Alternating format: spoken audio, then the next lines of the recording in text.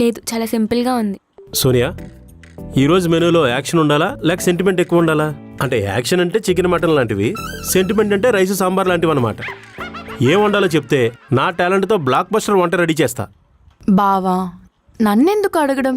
మన గెస్ట్ నందిని ఉంది కదా, తనకేమిష్టమో అదే ఉండు.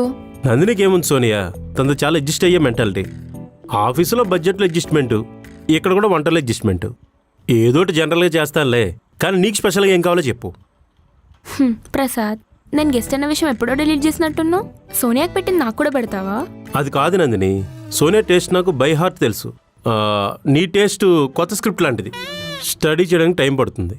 అందుకే సోనియా నువ్వు చెప్పు, చికెనా పన్నీరా?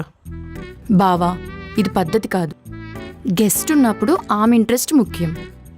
నందిని, మీకేం కావాలో చెప్పండి. నాకు సింపుల్ ఫుడ్ అంటేనే ఇష్టం ప్రసాద్. సింపుల్ వంటలు చేయాలంటే నాకు చెడ్డ చిరాకు.